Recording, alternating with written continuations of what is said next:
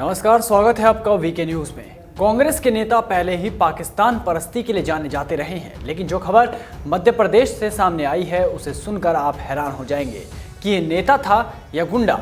इतने हथियार तो किसी फिल्मी स्टोरी में भी यूज नहीं किए जाते होंगे, उससे कहीं ज्यादा हथियार तो इस नेता के घर से मिले हैं। जैसे ये नेता अपने घर में हथियारों की फैक्ट्री चला रहा था। ये बात हम नहीं कह रहे, ये बात कही है एसपी जबलपुर ने। उन्होंने ट्वीट करते हुए लिखा, भान तलैया में जुए के फर्म जो बाबू नाटी, गजेंद्र एवं सोनू सोनकर के संरक्षण में था, पर दबिश में 41 जुआरी गिरफ्तार, 7,40,250 रुपए, 2 देशी कार्बाइन सहित 17 हथियार, 19 मैगजीन, 1,478 राउंड, स्टील का फरसा, बक्का, खड़ग, जंगली जानवर के सींग के टुकड़े जब्त किए हैं। अब इतने हथियार मच्छर मारने के लिए तो नहीं रखे होंगे, तो फिर सवाल ये कि हथियार किस साजिश को अंजाम देने के लिए रखे गए हैं? क्या नेताजी गुंडागर्दी के आधार पर कुछ बड़ा करने की तैयारी कर रहे थे? अब इस पूरे ट्वीट पर गौर कीजिए। गजेंद्र नाम पर, जो कि कांग्रेस के नेता हैं। मध्य प्रदेश कांग्रेस कमेटी के पूर्व सचिव गजेंद्र सोनकर के घर पुलिस वाले गए थे जुए की कार्रवाई करने, लेकिन जांच में हथियार देखकर वो भी चौंक गए। यानी घर में कांग्रेसी नेता ने जुए का अड्डा बना रखा था। ध्यान देने वाली बात है कि इनमें से 2 हथियार लाइसेंसी है। अब जो हथियार आर्म्ड लाइसेंस है उनकी हकीकत भी जान लीजिए। इसे सुनकर तो आपको भरोसा भी नहीं होगा। दरअसल दोनों ही आर्म्स का लाइसेंस जिसके नाम पर है वो महीने में मात्र 15,000 रुपए ही कमाता है। और सबसे बड़ी बात कि वो शख्स कांग्रेस नेता के स्टोन क्रशर प्लांट में सुपरवाइजर की नौकरी करता है।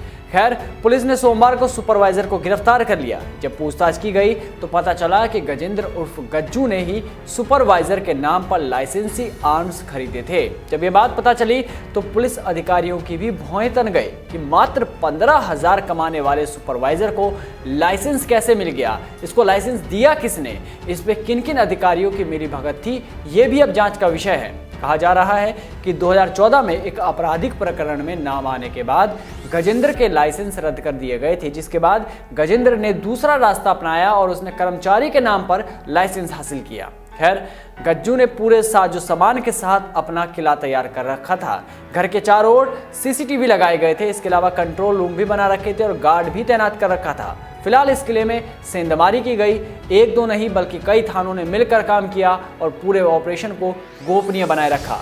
फिलहाल दोनों शस्त्रों के लाइसेंस को रद्द करने की प्रक्रिया चल रही है। इसके साथ ही कांग्रेसी गजेंद्र सोनकर और उनके भाई सोनू सोनकर पर NSA के तहत कार्रवाई की जा रही है। एसपी सिद्धार्थ बहुगुणा ने बताया कि हनुमान ताल थाने में उक्त कांग्रेस नेता, उनके भाई व मैनेजर के विरुद्ध आर्म्स एक्ट और वन्य जीव अधिनियम के तहत मामला दर्ज किया गया।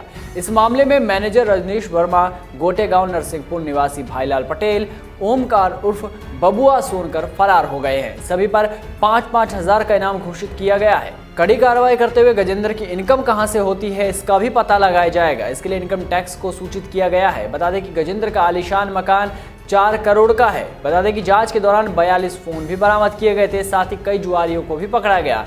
इनमें से एक जुआरी 15 लाख रुपए लेकर फरार हो चुका है, उसकी तलाश भी जारी है। इस कार्रवाई से तो लगता है कि शिवराज भी अब योगी की राह पर चल पड़े हैं। अब इस बात की भी जांच होगी कि कहीं इसका मकान अवैध जमीन पर तो नहीं था, और अगर ये बात साबित हो जाती है तो फिर पीला पंजा चलना तय है। अब ऐसे नेताओं पर जिस तरह का कानून शिकंजा कस रही है, अब देखने वाली बात होगी कि इस मामले में और क्या क्या नए खुलासे होते हैं। तब तक बने रहिए वीके न्यूज़ के साथ। नमस्कार।